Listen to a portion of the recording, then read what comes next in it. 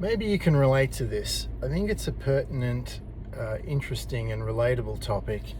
And especially now, since the Lion Gate is coming up 8/8, and it's all about, manifesting a new timeline. In the last 24 hours, I've received a couple of messages from people in the group saying that they've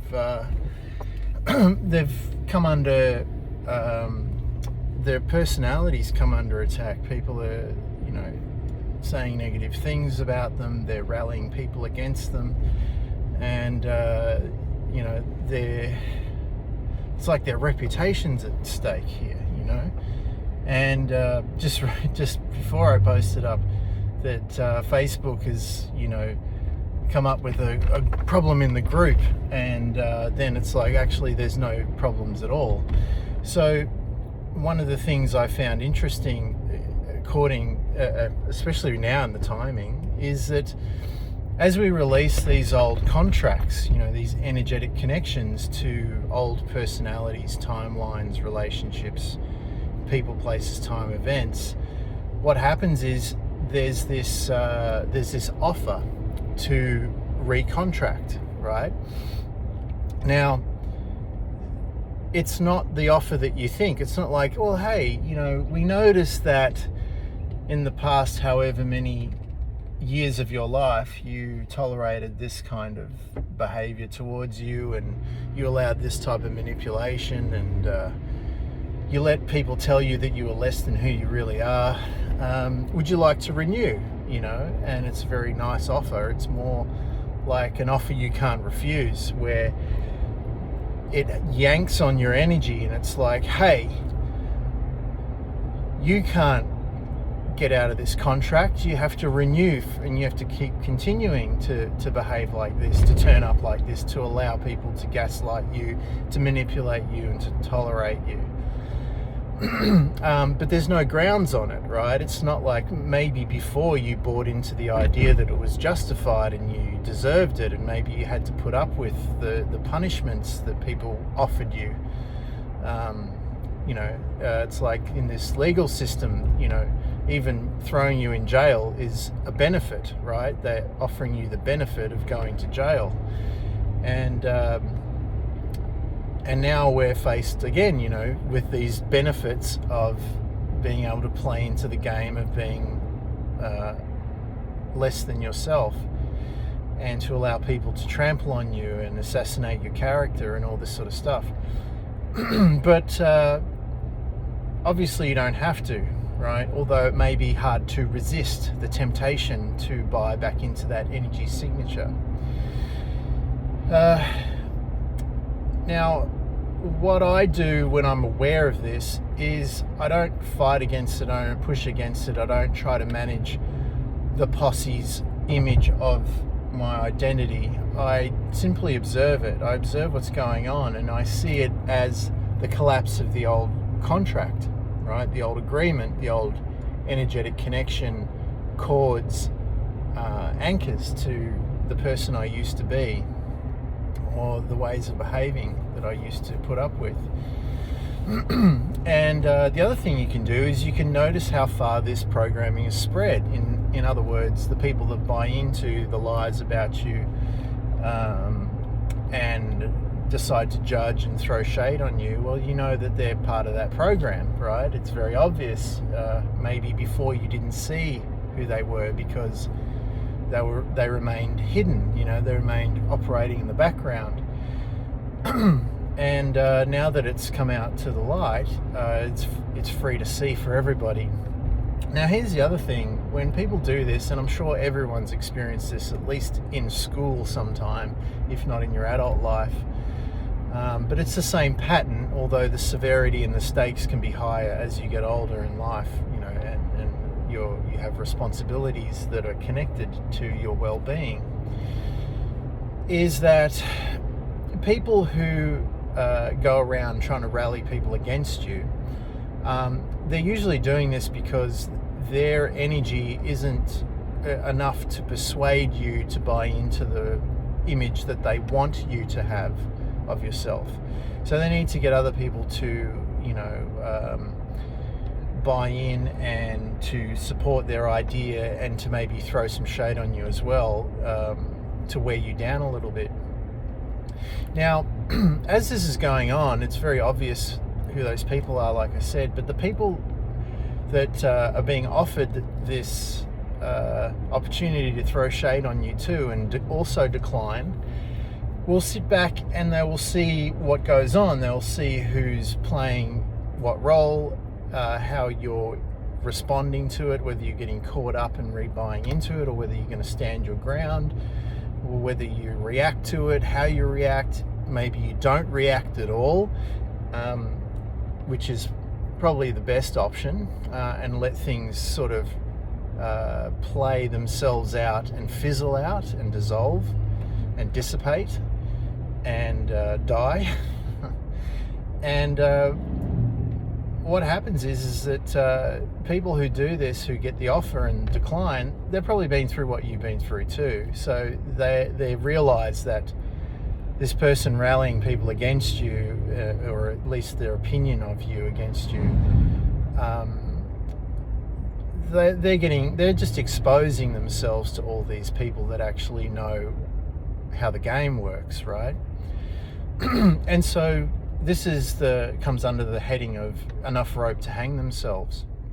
So when this happens, they might throw out a very convincing argument, but people who understand what's going on see the reality is that whatever manipulation and racket tactic they had going on, whatever scam they had going on to get you to give up your energy or more to them, is no longer working. And now they're getting frustrated because they're going to have to look for a new meal ticket. They're going to have to look for a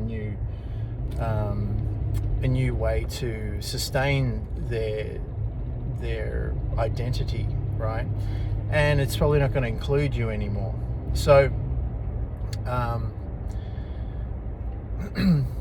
so as they get people to rally against you, they get a bit more desperate, and maybe they get a bit more angry with you. Maybe they start name calling and becoming unprofessional and things like that, and or they try to escalate and make you out to be this villain, and even get authorities involved and all that sort of stuff, right? So when people are seeing all this going on and they've been through it, they go, okay, this is for the person throwing shade, this is really bad for them, because it's making them, they're exposing themselves, they're showing their true colors here. And what you'll find is that people start to distance themselves, not just from you initially because they don't want to be involved in getting attacked, but they also distance themselves from the person throwing shade at you and all the people buying into that.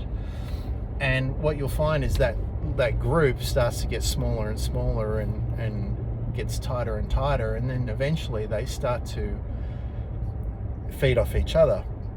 And if they've got if you don't go back and buy into it again, what they'll do is they'll start eating each other, at least, energetically, like in terms of vampirism. And pretty soon that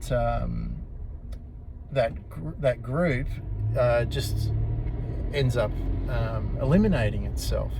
So the best strategy that I've found is that you remove yourself from the battlefield altogether. You make yourself uncontactable, unattainable, and you observe everything, and you definitely don't re-buy in, you definitely don't re-contract, and you just let the offer slide, right? And yeah, you might get the annoying, persistent hangers-on trying to get you, trying to convince you that you should become who you used to be.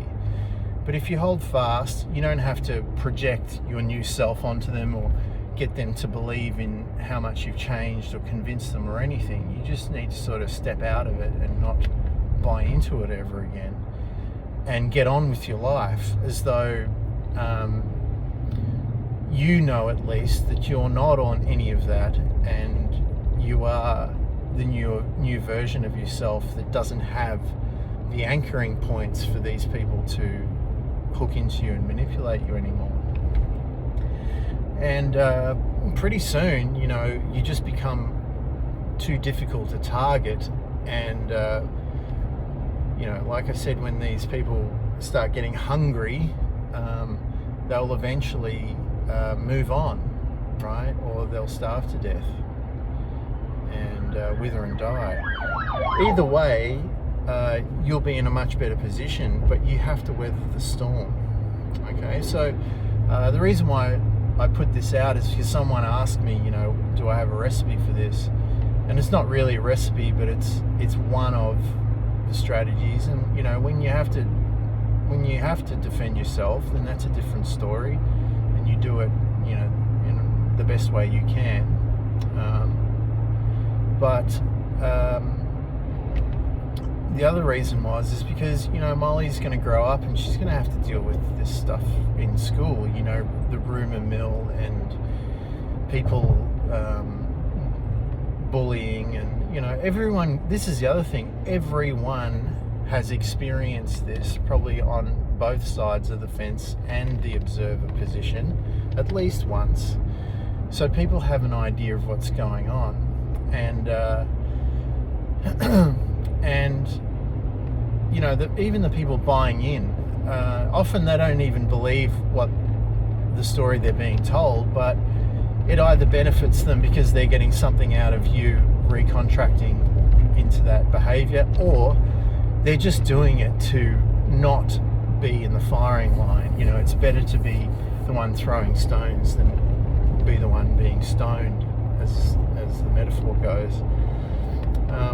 But really, you know, at the end of the day, these people are just cowards, because if